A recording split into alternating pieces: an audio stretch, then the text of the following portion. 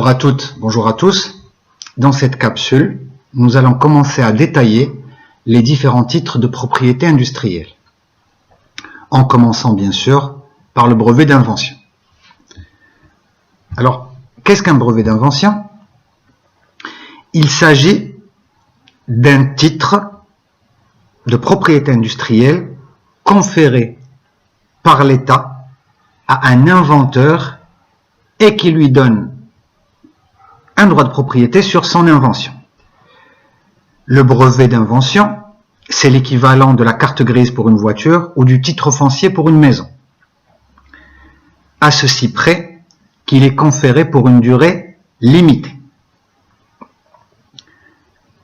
Le brevet d'invention est donc un titre de propriété industrielle qui a pour vocation de protéger l'aspect fonctionnel et technique d'une invention. Encore faut-il savoir qu'est-ce qui répond à la définition de l'invention. Qu'est-ce qu'une invention? Eh bien, l'invention, c'est simplement une solution technique nouvelle à un problème technique. Toute nouveauté qui viendrait solutionner une difficulté technique peut être considérée comme invention. Pour autant, est-ce que toutes les inventions sont brevetables? Eh bien non. Pour qu'une invention soit brevetable, pour qu'elle puisse être protégée par un brevet, il faut qu'elle réponde à 3 conditions cumulatives. Bien entendu, la condition de nouveauté. L'invention doit être nouvelle, c'est-à-dire qu'elle ne doit pas être la reproduction, l'imitation de quelque chose d'existant. Il faut que cette invention implique une activité inventive. Ce qui signifie qu'elle ne doit pas simplement être l'amélioration de l'existant. Et il faut enfin qu'elle soit susceptible d'application industrielle. Alors si on veut détailler ces 3 critères, on se rend compte que le législateur a défini la nouveauté en disant que une invention est considérée comme nouvelle si elle n'est pas comprise dans l'état de la technique. Que signifie l'état de la technique? Eh bien, c'est simplement l'ensemble des brevets déjà publiés ainsi que les demandes de brevets en cours. Grosso modo, dire qu'une invention est nouvelle, ça veut dire qu'elle ne rentre dans aucun brevet déjà déposé, ni dans aucune demande en cours. À ce stade, il est utile de braquer les projecteurs sur une particularité du brevet ou de la protection. En réalité, la protection par un brevet est à double tranchant. Lorsqu'on protège son invention par un brevet, on s'assure que toute atteinte à cette invention pourra être contestée devant les tribunaux par ou sur la base de ce brevet. Mais la protection par le brevet implique de publier le contenu de cette invention, de la partager avec le public. Donc le corollaire de la protection par le brevet, c'est la publicité ou la publication de l'invention et que donc tout le monde sera susceptible de la consulter, de voir son contenu. D'ailleurs, certaines entreprises préfèrent opter non pas pour la protection par le brevet, mais par le secret industriel. Au lieu d'aller déposer leur invention pour obtenir un brevet, ces entreprises mettent en place un système pour protéger l'information et faire en sorte que très peu de gens soient au courant du contenu de l'invention. Donc le corollaire de la protection, c'est la publication. Et c'est ce qu'on a. Et l'ensemble de ces publications représente l'état de la technique. La deuxième condition nous dit que l'invention doit impliquer une activité inventive. Ici, l'idée c'est de dire que l'invention ne doit pas être simplement une amélioration de quelque chose d'existant. Il faut que pour un homme du métier, un expert du domaine de l'invention dont on parle, il faut que l'expert constate que cette invention ne découle pas d'une manière évidente de ce qui existe déjà, mais qu'elle représente une innovation certaine. On pourrait dire, pour reprendre le vocabulaire du droit d'auteur, que cette activité inventive, c'est l'empreinte de la personnalité de l'inventeur dans son invention. Enfin, l'invention doit être susceptible d'application industrielle, et ici se trouvent des contradictions importantes avec le droit d'auteur, puisque si vous vous rappelez, le droit d'auteur protège la forme des créations sans que leur utilité soit prise en compte. Pour les brevets, c'est l'inverse. Une invention doit être susceptible d'application industrielle, ce qui signifie qu'elle doit présenter une utilité déterminée, probante et crédible, et ce qui va impliquer ou ce qui va justifier sa production en série. Nous avons donc dit que le brevet d'invention est un titre de propriété sur une invention, comparable à la carte grise pour une voiture, comparable au titre foncier pour une maison. À ceci près que le brevet n'est délivré que pour une durée limitée. Un brevet est délivré pour protéger une invention pendant une durée de 20 ans non renouvelable. Il y a des situations où cette durée peut être prolongée d'une durée de 18 mois maximum, notamment lorsque la procédure de dépôt de demande de brevet a connu un retard imputable à l'administration. Dans ce cas, il est possible de prolonger la durée de protection du brevet d'un maximum de 18 mois. Mais en aucun cas, cette durée de 20 ans est renouvelable. Alors, le législateur, une fois qu'il nous a défini le brevet, qu'il nous a donné les conditions de protection d'une invention, il vient ensuite pour nous signifier, pour nous énumérer ce qui est exclu du champ de la protection, ce qui ne peut pas être protégé par un brevet. Notamment les découvertes, les théories scientifiques et les méthodes mathématiques, puisqu'ils ont ces trois éléments-là ont une dimension purement théorique et ne répondent pas aux trois critères de brevetabilité. Il en va également des créations esthétiques, pour la raison simple, c'est que les créations esthétiques sont du domaine du droit d'auteur et non pas du droit des brevets. Il en va également des programmes d'ordinateur, ce qui peut sembler étonnant, puisque les programmes d'ordinateur sont protégés par le droit d'auteur et non pas par le droit des brevets.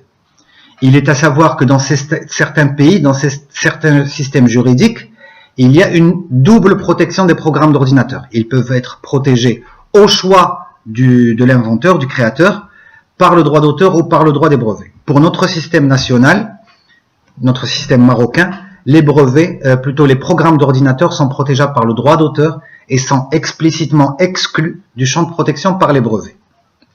Il est à savoir également que le législateur a identifié une liste d'éléments qui sont non pas exclus du champ de la brevetabilité comme tel, mais qui ne sont pas brevetables quand bien même elles répondraient aux trois critères de brevetabilité. Il s'agit des inventions contraires à l'ordre public ou aux bonnes mœurs. Les inventions qui mettraient en exergue des éléments de pornographie, par exemple, sont contraires aux bonnes mœurs. Les inventions qui mettraient en exergue des choses qui pourraient être attentatoires à la sécurité intérieure sont contraires à l'ordre public, etc., etc. Les variétés végétales ou les races animales ne sont pas brevetables. Elles sont protégées par une loi indépendante qui est la loi sur les obtentions végétales.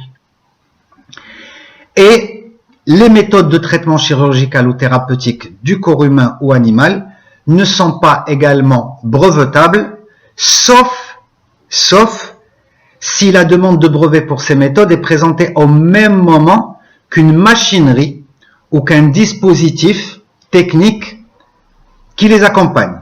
Les méthodes ne peuvent être brevetées qu'en accompagnement d'un dispositif innovant. Ce sera le dispositif innovant qui méritera le brevet, la méthode sera un accompagnement. Une méthode seule ne peut pas être brevetée. Si une invention répond aux critères de brevetabilité d'une part et ne rentre pas dans ce qui est exclu de la brevetabilité ou dans ce qui est attentatoire aux bonnes mœurs ou à l'ordre public, eh bien le créateur, l'inventeur, pourra commencer la démarche de protection pour l'obtention d'un brevet, et ce en déposant une demande auprès de l'OMPIC. L'OMPIC, c'est l'Office marocain de la propriété industrielle et commerciale, qui est l'organe exclusivement compétent au Maroc pour recevoir les demandes de brevets, les demandes de marque, toutes les demandes pour des titres de propriété industrielle.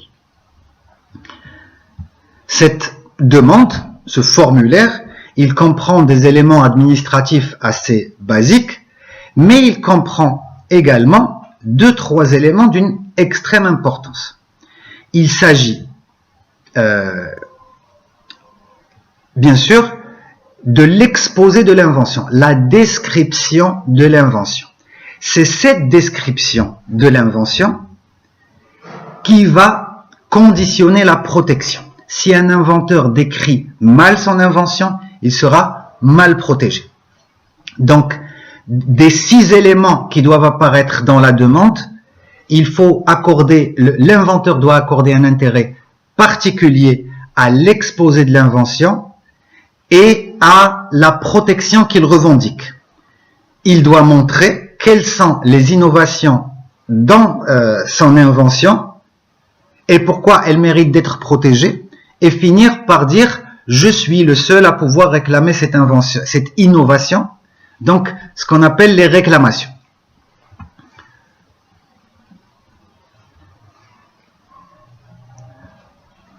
Comme je disais il y a quelques minutes, le fait de déposer un brevet implique de le publier pour que tout le monde puisse le consulter. Ça implique que cette demande de brevet qui comporte la description, donc cette description doit être faite de manière suffisamment claire et complète. Elle doit divulguer suffisamment d'informations pour qu'un homme du métier puisse l'exécuter rien qu'en consultant le document du brevet. Vient ensuite la question de la titularité. Qui va être titulaire d'un brevet déposé? Eh bien, on considère que c'est l'inventeur qui est titulaire du brevet. Et qui est l'inventeur? Eh bien, la loi marocaine considère comme inventeur, comme premier titulaire du brevet, la personne physique qui a fait la demande en premier. Bien sûr, cette personne physique peut être au service d'une personne morale, auquel cas l'inventeur sera identifié comme cette personne physique, mais il aura cédé ses droits patrimoniaux sur l'invention. Il aura le droit d'apparaître comme inventeur, mais il ne sera pas titulaire des droits patrimoniaux sur l'invention. Et ce qui nous amène à la question de la titularité d'un brevet dans le cadre d'un contrat de travail, ou si on peut dire, quid d'une invention si l'inventeur est un salarié? Eh bien, 3 cas de figure.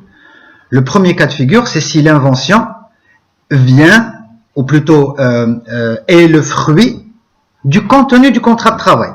Autrement dit, l'employé a été embauché par l'employeur pour essayer d'innover, et il y arrive, en arrivant à une invention. Dans ce cas, c'est sa mission. Il n'a fait qu'exécuter sa mission. Sera donc considéré comme titulaire du brevet l'employeur. Pour tous les autres cas, toutes les inventions que ferait le salarié en dehors de son contrat de travail, c'est-à-dire si son contrat de travail n'implique pas une mission inventive, eh bien toutes ces inventions seront considérées comme la propriété du salarié. C'est le salarié qui sera considéré comme titulaire.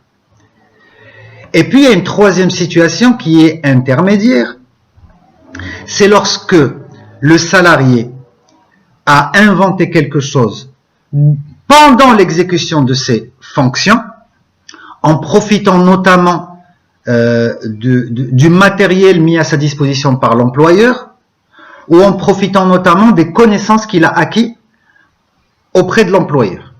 Eh bien, dans cette situation, le salarié doit informer son employeur qu'il est en train de déposer un brevet.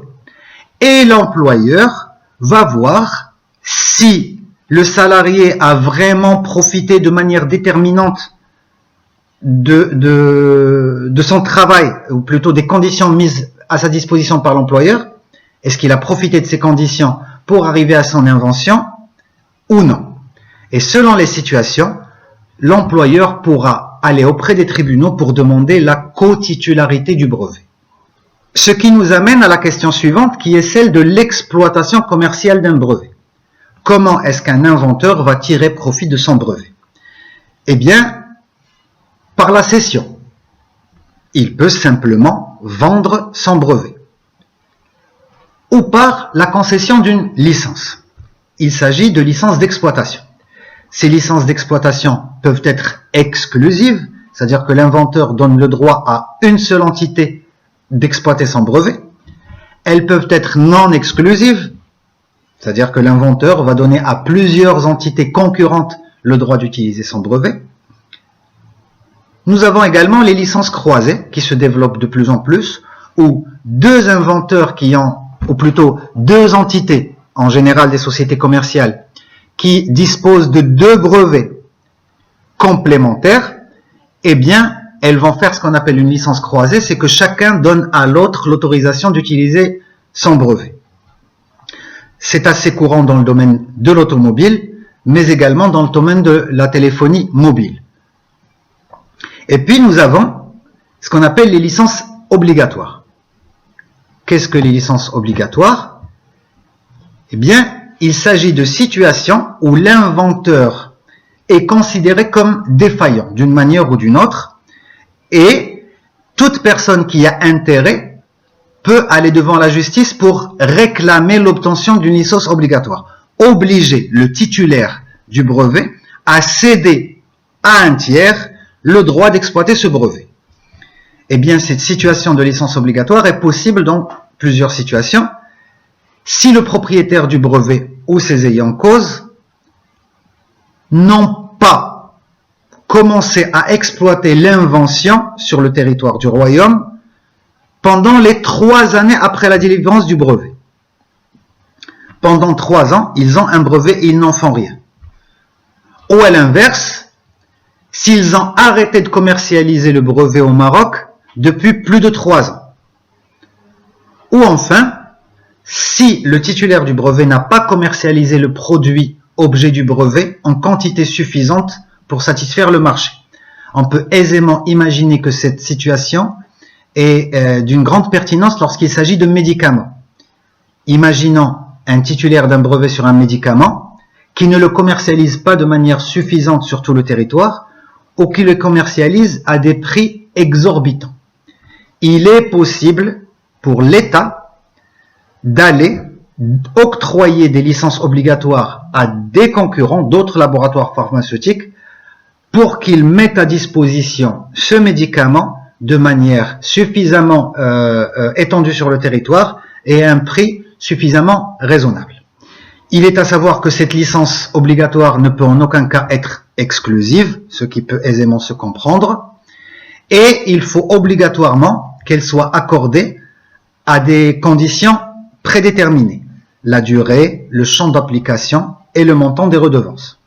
Puisque quand on dit que c'est une licence obligatoire, ça ne veut pas dire que son premier titulaire est totalement lésé. Non, c'est juste que l'État, parfois, ou quelqu'un qui a intérêt par voie de justice, va réclamer l'obtention d'une licence obligatoire, mais il va tout de même payer des redevances au premier titulaire. C'est tout.